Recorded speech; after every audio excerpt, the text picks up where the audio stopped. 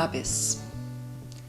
There is an abyss so damned big that it swallows entire universes. One minute you know who you are, and the next you realise with a sickening thud that you don't belong anywhere. You have, unbeknownst to yourself, travelled beyond the edge of hate, beyond your idea of who you thought you were and where you fitted in. You've fallen into the immigrant's black hole, and like all displaced peoples, you never, in a million years, thought that it would happen to you. Only those bright stars would fade away, But things change, dreams morph into something else, marriages dissolve. 3 years had become 5, long enough for the black hole to find me, register me as an alien in transit, and own me. Couldn't catch a bus in Australia, hadn't yet mastered my prepositions in Sweden.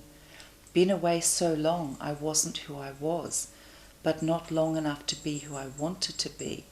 So now it was just me and the black hole, waging war over who I thought I was and where the hell I fitted in.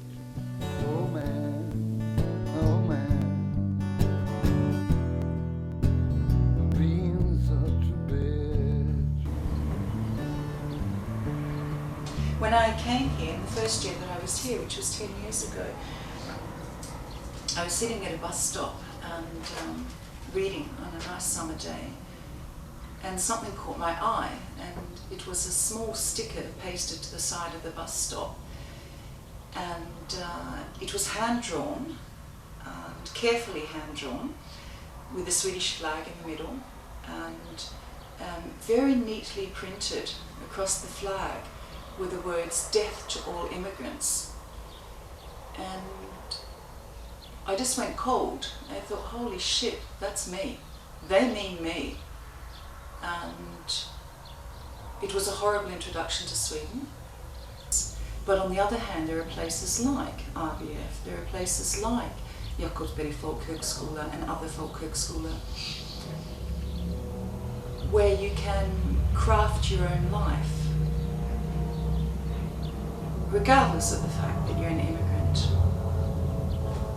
And that was my salvation.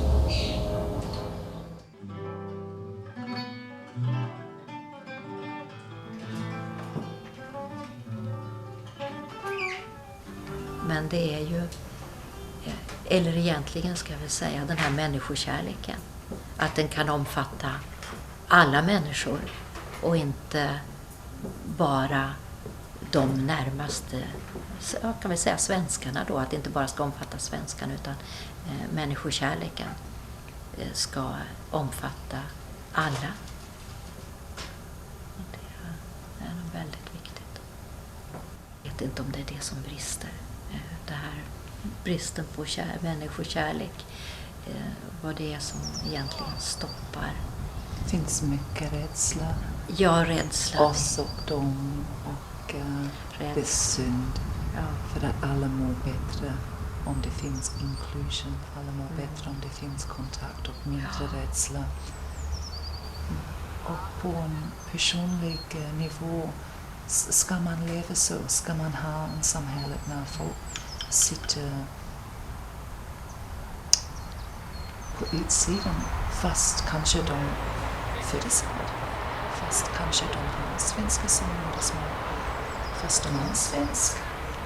Min andra generation svensk kan man säga. Ja. Det sitter i länge. Det är svårt att komma in i ett samhälle.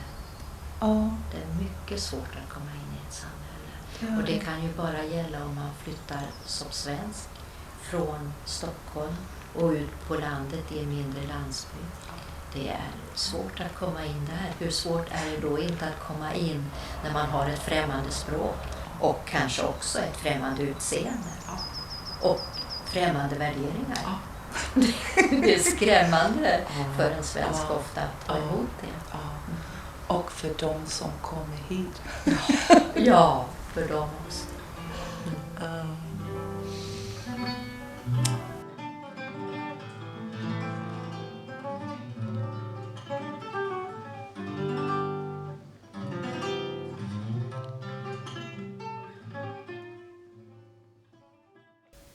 May 2012. Sweden wins the Eurovision Song Contest. Sverigedemokraten, a politician, tweets bemoaning the cost of holding the next Eurovision Song Contest in Sweden. Somebody tweets back and says, "But we won, Sweden won." And he tweets back and says, "Sweden?"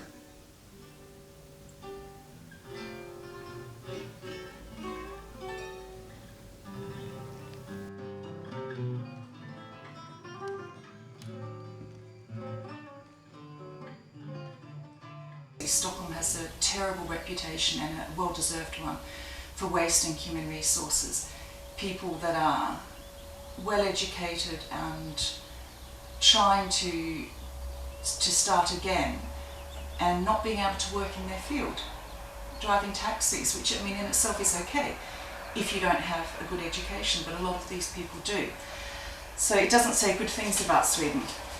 It also doesn't say good things that the government's own statistics show that it takes 7 years for your average immigrant to get a job. 7 years.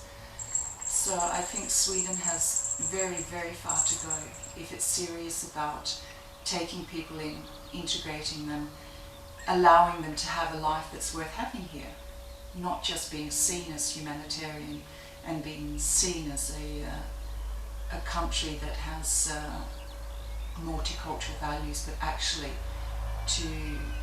to give people a fair chance, to respect who they are and what they come here with, to give them a chance, to invest in language and invest in training and invest in bringing people into the society.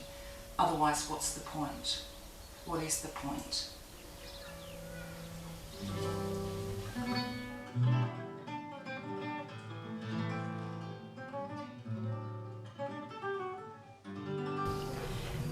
Folkhögskolan är ju en ganska speciell skolform. Den bygger ju både på att man ska få kunskaper men också att man ska få bildning. Att det inte bara är korvstoppning i undervisningen. Det bygger också på ett demokratiskt förhållningssätt mellan lärare och elever. I Västsahara-kursen så har eleverna ett stort eget ansvar där de bland annat fick ordna allt med resan till Västsahara själva och också ordna sina egna studiebesök och redovisa för varandra vad de hade gjort. Så kunskapen bygger på ett givande och tagande.